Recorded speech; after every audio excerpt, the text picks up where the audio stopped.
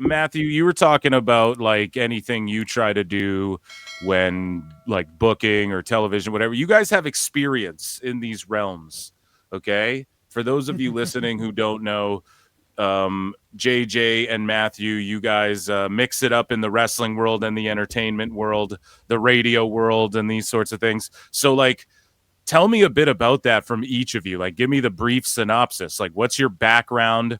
And when it comes to like wrestling and entertainment, sports and entertainment, pal, and then like what brought you guys together to like start doing a show, you know? And whoever wants to start can go ahead, but list your resumes, sirs. You go ahead, Matt. Qualify yourselves. No.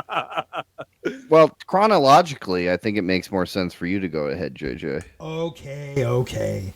So I got in the business in 2004.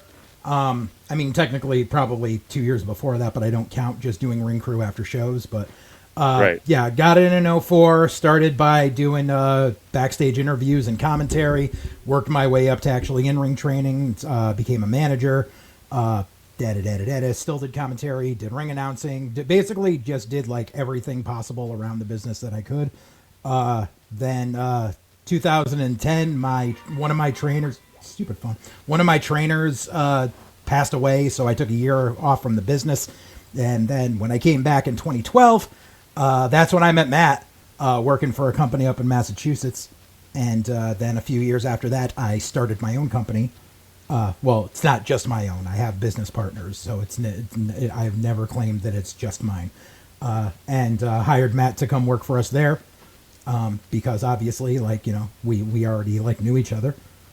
And then, you know, stuff happened. I lost one of my legs, and then COVID hit, and then my business partner kind of is dealing with medical, so our company got kind of put on hold. And in the interim, and I mean, not even in the interim, along the way for the past decade, always had some sort of a podcast going on.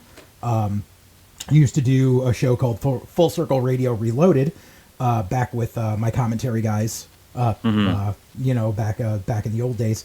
And then I started doing a show called White Heat with our play-by-play guy, Brian Cady, over on another channel. It was called Godzilla Media, no D. And we ran for a while there, and then they basically that channel just kind of became defunct. So I moved White Heat over to my old channel, and Brian was with me for a while, and then he kind of went off to do his own thing, and I started doing a, you know, kind of a revolving door of co-hosts until I got Matt to finally agree to come like be my semi-permanent co-host. Yeah, I left high school. I got a job at Six Flags New England here in Western Massachusetts, where I'm from, and realized as I was putting on my Bugs Bunny costume and my Foghorn Leghorn costume and dressing as the Riddler for the stunt show, the Batman stunt show, I realized then that I did not want to make any money that wasn't on a microphone. So I've done a lot of weird things, traveling the country, stilt walking. I am a master hypnotist on the college and corporate entertainment market. When I came back from New York City, guys that I went to high school with were running. One of them was co-promoting a New England Frontier Wrestling in Chicopee, Massachusetts, and I started doing backstage segments and weaseled my way into the ring announcer position that I really wanted to do. I think I was a pretty good ring announcer when I was doing it. I'm still doing a little ring announcing at Awesome Championship Wrestling. That's in Poughkeepsie, New York. But besides that, I've really retired from the ring announcing. I kind of co-promote, not on the money side, but on the creative side, Pioneer Valley Pro Wrestling here in Massachusetts. And spent some time on the radio the last couple years. And when the last company that I worked for kind of folded and eliminated our positions as morning show hosts, I came back to Massachusetts from Poughkeepsie, New York. And I had been putting it off. JJ was looking for a co-host, I think, a year before that, but I was just between the radio and the apartment I was living in. It just wasn't conducive. So when I came back, we started doing White Heat earlier this spring, I believe. And that's kind of where we're at. I love wrestling. I like wrestling cards that are digestible. I think I've had my share of 12 match cards and Yeah. 5-hour WrestleManias and 7-hour all-ins and stuff like that. So even when we're promoting, I think the greatest wrestling card you can have is 4 matches, intermission, 2 matches. I think for monthly independent shows, unless you're building towards one or two big shows a year, which is kind of the way we do it in Pioneer Valley Pro Wrestling. We got a big show in November, a big show in April, and we're kind of building in the interim. And I think you can get that done with 6 matches. And usually there'll be a pre-show or something, but I think that's really the fault. And I noticed immediately New England Frontier Wrestling, which became RPW, was I think one of the most egregious offenders of that. It was always Agreed. a show. It was always WrestleMania, and I realized very quickly not every show has to be WrestleMania. Yep. So I love wrestling. I just think that they're coming back next month. If you're doing your job, we'll get them next month. I do that in my trivia nights. When I run trivia nights at bars, I try to keep it all under 90 minutes, around 90 minutes, maybe a little bit more. But if you go into a bar and they're like, all right, trivia, round 9 is coming. Round 9, give it up. Give it up. They'll be back next week. You can't like the sound of your voice that much. I think it's selfish when shows go that long. And I really like small, digestible wrestling cards. And luckily, that's what WWE's been doing for the most part. Granted, they're over 2 nights, but I'd rather watch 2 nights of 5 matches than 1 night of 10 matches. And I don't think there's anybody in their right mind that would like it the other way around. Yeah. Right, and I agree with you there. And we're going to talk about these cards, right? All Out and WrestlePalooza are going head to head. But from your guys' perspective, because you guys are, you book indies and shit, are you guys seeing the effects of like a wrestling boom? When people talk about there's a wrestling boom, does that apply to the indies as well? I know we're seeing GCW and all these more prominent indies. Like I think GCW outdrew an AEW show in the same building. Outdrew a Dynamite by like however many tickets in the same building that they ran. For instance, people are saying like with WWE doing so well and with AEW being out there, it's helped elevate the indie scene. With you guys having your fingers on the pulse of that, where do you see it? So indies are always a peaks and valleys type of thing. There's up times and there's down times. And I think with the popularity of WWE right now, I think it's a good thing for indies, but it's a double-edged sword because whenever it's a good time for indies, that also means more shitty indies pop up. And that ruins it for the companies that are actually trying to get some good done. And like, I know like everything. Yeah, I know a lot of people jump on the whole GCW bandwagon, but GCW, like, just from a business standpoint, when I look at it, GCW is running like these internet darling super shows, and people complain about WWE ticket prices. GCW is an indie, and the lowest price ticket to their shows is $50. Like, that's egregious. I'm sorry. Yeah. Like, you shouldn't be charging more than $25 for an indie show. Unless there's like for a base ticket, not including like a VIP, this, that, or the other thing with it. Like it's way too much. And that's just for like the low end general admission. If you want like ringside, you're paying like a couple $100. Right. And I just don't agree with it. That's why I stopped going to MLW shows. MLW shows used to be digestible and like $35-$40, and now the cheapest ticket is like $75. And yeah, I just don't dig it. So, Maddie, like, what about you? Are you seeing an uptick? Have you seen the indie surge? Do you know people who are like, man, they're thriving now that WWE and AEW? Well, they say AEW's hot. I don't know. We can get into all that. But... Yeah, and I think more recently with the WWE ID program, I've been on many shows that have ID talent on them, and I do think it helps because now there's a WWE logo on my flyer legally. I'm booking these guys. They're WWE guys. We had It's Gall in for a recent show. We got to put the WWE logo on our page. Awesome. We could have printed WWE banners had we booked them like 3 days before. So we didn't get to see the full, we didn't get the everything we could have squeezed out of that rock.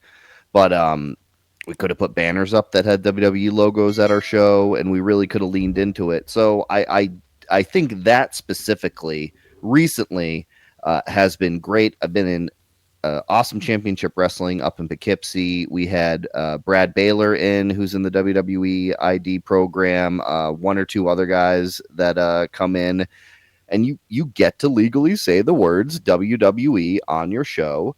And I think that is a great way to, it's a step above, if not beyond, what is the undercard for NXT? What's the feeder system now, JJ? What do you call it? Evolve? Evolve. Yeah, Evolve. If Evolve is the feeder system for WWE, the rest of the indies and the ID program is the feeder system for that. Yeah. So I just think it's good. It's WWE eyes on, because I'm sure somebody wants to see what their ID guy did in a match. And, we had him up against, I think, Fancy Ryan Clancy maybe, or even if it wasn't, whatever it is, whoever we had it's Gall up against, now he gets a couple eyes on him, and that's good too. Does their price go up? Sure. But then maybe we sell a couple more tickets because the guy who wrestled the guy, or the guy that touched the guy, or the guy that's getting a look next month because he wrestled on this show or wrestled on Beyond or Wrestling Open in Worcester.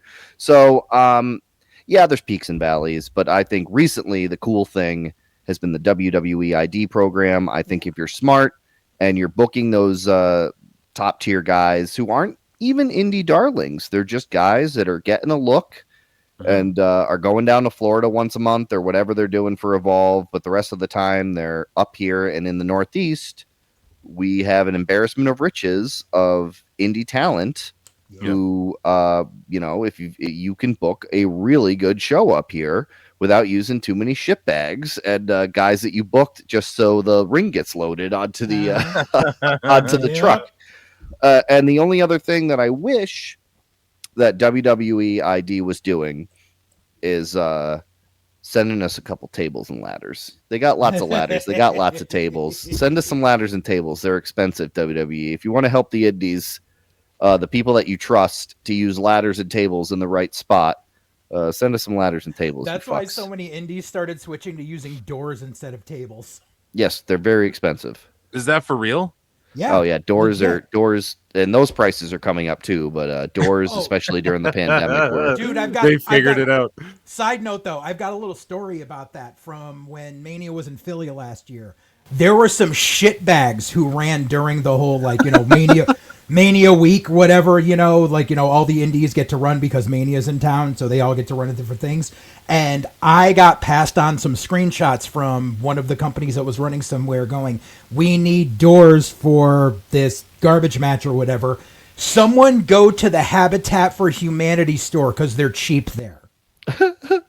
And they were getting their plunder. They were ripping off Habitat for Humanity for their shit. I mean, dude, you got to get your gimmick somehow. Yeah, but there's ways to do it without extorting a government funded program. The wrestling boom is elevating the fucking door business. Absolutely. Yeah, dude.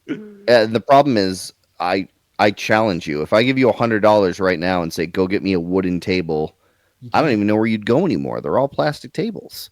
Yeah. I don't know where you'd go anymore. And those are great for if you're a Buffalo Bills fan and you want to go through a table. But if you're putting on a pro wrestling show, you need a wooden table, which is why every time I run a show, I steal a table from wherever we've run from. Like a fucking I shampoo thought I was the bottle only at one that did that back in the day. Dude, the problem like a is shampoo these are bottle at a hotel. You just fucking pocket a table. How do you make off with a table, dude? Easily, Well, you spray paint usually- it black before you leave. yeah. These are a lot of times are VFWs and stuff. Oh, so I'm that's not why just- AEW's tables are all spray painted Yeah. black. No, sorry. Go ahead, Maddie. A lot of them, they're VFWs that have been around since World War II, so they've got hundreds and hundreds of tables. So I'm not just stealing from the people that I'm renting the venue off of. I'm also stealing from veterans, and I think that's important to let that Allegedly. be known too. Yeah, This is all in Minecraft or whatever. I'm not against the this is- war. Hey, I'm this against. is all for legal purposes. I mean, I'm not. This is Maddie. He stole a table. The old veteran armory says A table. two. Okay, so well, let me ask you this: has Tony Khan priced out the indies, and has he been not like priced them out to where they're ineffective, but some of these talents, they made more money than they ever will in AEW. They leave. They hit the indies. Even people like Tegan Knox, who left WWE, she's like, it's hard for her to get booked. You see Elena Black, who's like, I'll just do OF and wrestle less. You can make more money doing this. Now we're taking like a time machine here. It's like Time Cop, right? We're going back in time a little bit, but the rumors were like he sort of hurt the indies a little bit. Would you guys say that's true? I would. Or that was true? I think it's for 15 years and closer to 20. If a guy left WWE, he went right to the indies. Right. So you could get, a Donovan Dijak, or you could get a Keith Lee, or you could get an Adam Cole. Now, those might be bad examples because they might not be guys that would have left WWE if they didn't have greener grass money-wise with AEW. Yeah. But if you're not in the WWE roster and you were in TNA, but even TNA guys you can see at most of these Northeast shows, places like Big Time Wrestling and Northeast Wrestling and things like that. So time was when you left WWE, you went to the indies and you could see these guys. Now you've got a whole other tier, and I do think they're on separate tiers, but you've got a whole nother tier of a place that they can go to get their money that's not a high school gym, that's not an armory, that's not a VFW. So yes, if it's trickle down economics as far as wrestlers that aren't under main contract, yes, there's a whole other level that they have to slip through until you can get a crack at them now. And when WWE wasn't, when AEW wasn't there either, they were, when AEW popped up, we lost a lot of guys, not because they couldn't do both, but because AEW was taping on Friday and Saturday nights, and that's when a lot of indie shows are. So now if you want Smart Mark Sterling and he's around, you've got to book a Sunday show, right? Because that's a day that they're not on. So yeah, and I don't think it's specifically Tony Khan. It's just that there's another tier, another level before they slip through the cracks and you get a chance to book them where they get caught up there and make a whole bunch of money and aren't available for your date. This is my issue. Is the fact that before, like, so the wrestling business in general is it's one of those, it's about who you know, not what you know. Right. And if you have genuine like relationships with some of these people, like when they, if they go to WWE, when they come off of it, like we'll be completely honest, they'll give you a friend price, which is great. Unfortunately, there's far less people making friends in this business nowadays because everyone took the you can make friends or you can make money saying in the completely wrong direction. And now everyone has a giant ego about things. And the biggest problem that AEW presented to indie promoters when they first started up, this was the most egregious thing possible, is the fact that all of these indie guys would get on this wait list. So if AEW came in their area and they were on this list, they could go do a squash match on AEW Dark. Now the problem is they go to Dark, they get their picture taken in front of the AEW backdrop because it's just, it's so they can use it for the graphic for Dark, even, and that's the only time it's going to get used. What happens is these guys then go on their social media and they post a picture of them in front of the AEW logo and act like they're signed when they're not. They get a $500 payday for this one squash match. And then they try to triple what they're charging every indie promoter going, well, I was on AEW. You were on a YouTube show. Nobody gives a fuck. You did a squash match on a fucking YouTube show, and now they're doing it with Ring of Honor. Well, I was on Ring of Honor last month. Motherfucker, no one watches Ring of Honor. You have to pay and watch it on a fucking web browser, and no one's fucking watching it. That's why they have to beg people to stay in the fucking arena when they do the ROH tapings. Yeah. I know. I've been there.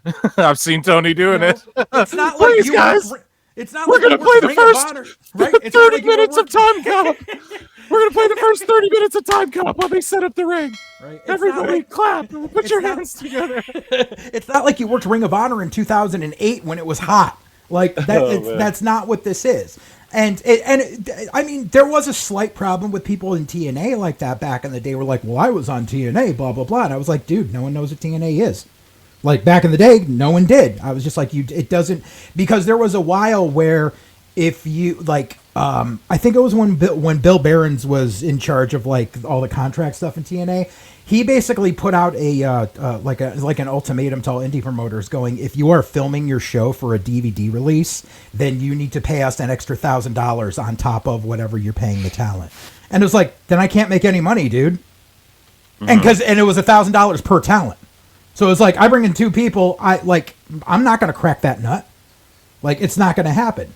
So that's the problem, is there's certain people who were in AEW, who are literally on regular AEW TV, who, you know, if you're friends with them, you get a friend price, and, you know, because they're still allowed to work the indies, and they'll come in and be like, yeah, I'll help you out. There's been a lot. People can take all of their opinions out the door about what people do, what in their personal lives or whatever, but I will say that Sonny Kiss was always one of those really fucking down to earth people that was like, yeah, Nice. sure, I'll come in. I'm in the area. Yeah, shout out Sonny Kiss.